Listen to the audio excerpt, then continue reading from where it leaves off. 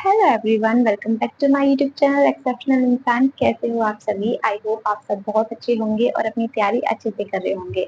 Before starting this video, let me give you a short introduction of my self. मैं हूँ रोशनी।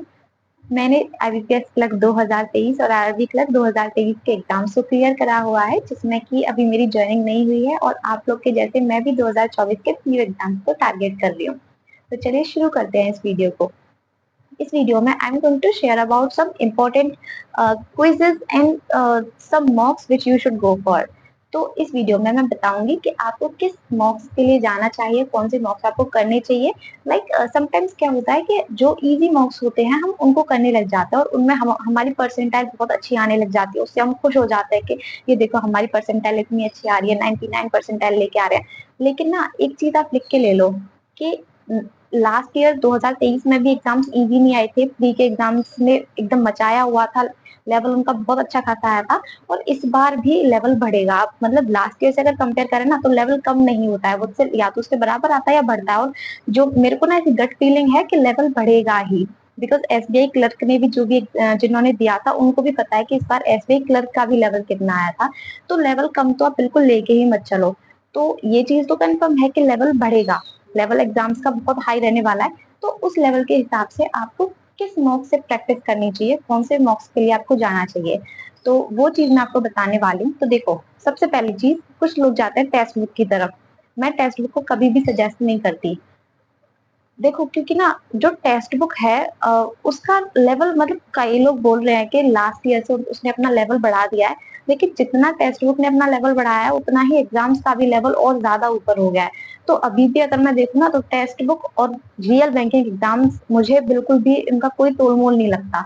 मतलब मुझे नहीं लगता कि अगर कोई इंसान टेक्स्ट बुक से प्रैक्टिस कर रहा है तो वो प्री में या मेंस में अच्छा स्कोर कर पाएगा। They have to go for another mock जो कि बहुत ज्यादा हार्ड हो, क्योंकि जब हम हार्ड मॉक्स के लिए प्रिपेयर करेंगे तभी हम रियल एग्जाम में हम कर पाएंगे अच्छा। तो टेक्स्ट बुक को तो मैं कभी भी सजेस्ट नहीं करती, बट अगर आपके पास टेक्स्ट बुक है तो ये जो कुछ दिन बचे हैं आपके, आप उसमें वो टेक्स्ट बुक के मॉक्स को कंप्लीट कर लीजिए। और बाकी जो जैसे जब टाइम आएगा आपका, जब एग्जाम क्लोज होगा उस टाइम पे आप टेक्स्ट बुक मत देना। और स्पेशली टेक्स्ट बुक खरीदो तो मत ही आप, है ना। ठीक है, उसके बाद दूसरा आता है गाइडली। गाइडली को कई बार मैंने सुना है, कई लोग बोलते हैं कि बहुत ज्यादा हार्ड दे देता है, समटाइम्स उसकी इंग्लिश भी एग्जाम रिलेवेंट नहीं होती है। तो जो मैं अपना पर्सनली बताऊं तो मुझे गाइडली बहुत सही लगता है, एग्जाम रिलेवेंट लगता है मुझे गाइडली। उसकी इंग्लिश में मुझे सही लगती है, उसमें जो वोकैब आती है वो भी मुझे बहुत सही लगती है।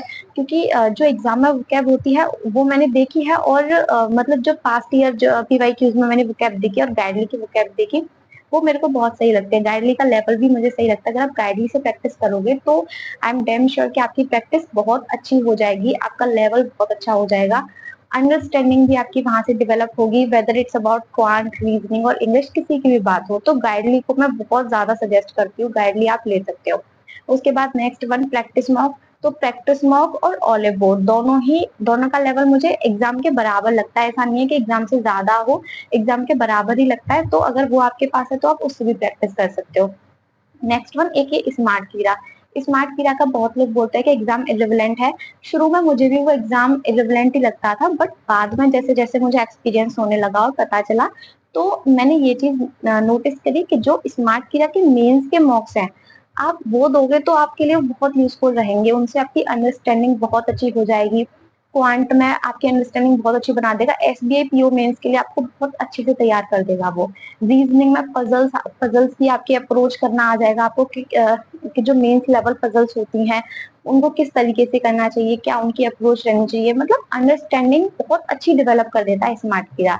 लेकिन उसके जो प्री के मॉक्स हैं वो बहुत ही ज्यादा एग्जाम इरिविलेंट लगते हैं मुझे। क्योंकि एक चीज तो होती है लेवल को बढ़ाना, और एक चीज होती है लेवल को बिल्कुल बदल देना। तो जो स्मार्ट कीड़ा का मतलब जो वो देता है अपना एग्जाम्स में, जो मॉक्स जो देता है, उसका मुझे ये लगता है समटाइम्स कि ये लेवल को बिल्कुल चेंज कर देता है कि एग्जाम में आ कुछ रहा है और ये दे कुछ रहे हैं। इस टाइप के क्वेश्चन एग्जाम में आते ही नहीं है। मतलब ठीक है, जैसे कोई एक एग्जाम में क्वेश्चन आ रहा है, एक तरीके का क्वेश्चन आ रहा है, उसको आप घुमा फिरा के इधर उधर से कैसे भी करके दो, वो चीज समझ में आती है। लेकिन एक वो चीज भी हो जाती है ना कि इस तरीके का तो एग्जाम में क्वेश्चन ही नहीं आता, तो वो समटाइम्स स्मार्ट कीड़ा वहां पे उसमें फंसा देता है। तो अब जैसे अगर आप क्लरिकल लेवल की भी वहाँ पे प्रैक्टिस कर रहे हो ना, तो उसमें भी एक जैसे आरआरबी क्लर्क की कट ऑफ कितनी जाती है, 80 में से 75 से तो ऊपर ही रहती है ना, मोस्ट ऑफ द स्टेट्स में। तो उसमें लेकिन जो स्मार्ट कीड़ा की जो कट ऑफ रहती है ना, जो आप मॉक दोगे, तो उसमें भी वो ऐसी रहेगी, 60-70 में लाई करेगी, तो इतना नहीं रहता है एग्जाम। तो स्मार्ट कीड़ा के मैं प्री के मॉक्स इतने सजेस्ट नहीं करती, मेंस के लिए वो आपके लिए बहुत अच्छा है। तो ओवरऑल अगर आप स्मार्ट किया, एक यस मॉक भी लॉन्च हुआ है, तो यस मॉक भी आप ले सकते हो, उसकी भी प्रैक्टिस क्वेश्चंस काफी अच्छे हैं, उसका भी लेवल बहुत अच्छा है। तो आप स्मार्ट किया ले सकते हो, गाइडली ले सकते हो, प्रैक्टिस मॉक ले सकते हो, ऑलिव बोर्ड ले सकते हो, और अगर इनमें से आपके पास कोई है तो आप उनमें से प्रैक्टिस करिए। और अगर अभी आप चाहते हो लाइक आपको एक ही मॉक लेना है, तो वो मैं ये जो एक मॉक है वो सजेस्ट करती हूँ गाइडली को, आप गाइडली लीजिए, बहुत अच्छा मॉक रहता है वो, उसका जो पूरा सब्सक्रिप्शन रहता है वो ले लीजिए। ठीक है, ये तो हो गया फुल मॉक के बारे में। नेक्स्ट वन चीज एक और रहती है कि टॉपिक टेस्ट वगैरह और रहते हैं, तो ना टॉपिक टेस्ट और जो मतलब स्पीड बढ़ाने के लिए जो रहते हैं, स्पीड बूस्टर्स जो रहते हैं, वो आप यस मॉक से ट्राई कीजिए। मुझे यस मॉक बहुत सही लगा है इस मामले में। यस मॉक अगर आप 2 मॉक लेना चाहते हो साथ में, तो यस मॉक ले लो और गाइड भी ले लो, दोनों ही मेरे को बेस्ट लगे हैं।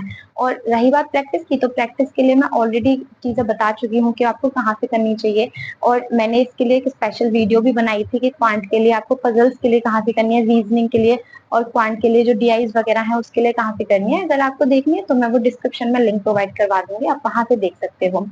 इसके अलावा I was talking about the topic topic test. तो टॉपिक टेस्ट के लिए आप यस मॉक पे जा सकते हैं। यस मॉक के अलावा आई थिंक प्रैक्टिस मॉक भी प्रोवाइड करवाता है टॉपिक टेस्ट, बट मुझे जो ज्यादा सही लगे हैं वो यस मॉक के लगे हैं, क्योंकि यस मॉक के ना मतलब उसमें क्वांटिटी भी ज्यादा है टॉपिक टेस्ट की, साथ में अगर अगर आप उसमें पूरा सब्सक्रिप्शन लेते हो तो उसमें आपको काफी सारी चीजें मिल जाती हैं, मतलब जो टोटल जो मॉक टेस्ट है वो आपको काफी सारे मिल जाते हैं। दूसरी चीज मैंने गाइडली को क्यों सजेस्ट किया, बिकॉज गाइडली में री अटेम्प्ट का ऑप्शन होता है।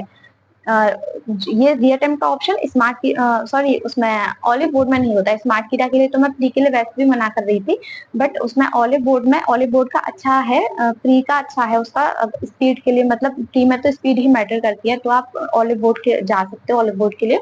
लेकिन ऑलिव बोर्ड में री अटेम्प्ट का ऑप्शन नहीं होता, तो गाइडली से आप री अटेम्प्ट भी कर सकते हो, और आई थिंक यस मॉक में भी री अटेम्प्ट का ऑप्शन है, तो आप वो वहां से वो भी कर सकते हो। तो इसलिए जो मेजर जो 2 मॉक्स है जो मैं आपको सजेस्ट कर रही हूँ वो है गाइडली और यस मॉक। इसके अलावा बाकी आपको जो ठीक लगे वो आप ले सकते हो। और अगर आपको कोई भी और कोई कुछ पूछना हो, कोई डाउट हो, तो आप टेलीग्राम चैनल पे आके, टेलीग्राम ग्रुप में आके आप पूछ सकते हो। और यहीं पे मैं अपना वीडियो एंड करती हूँ। आपके सारे एग्जाम्स के लिए all the very best. Thank you and bye.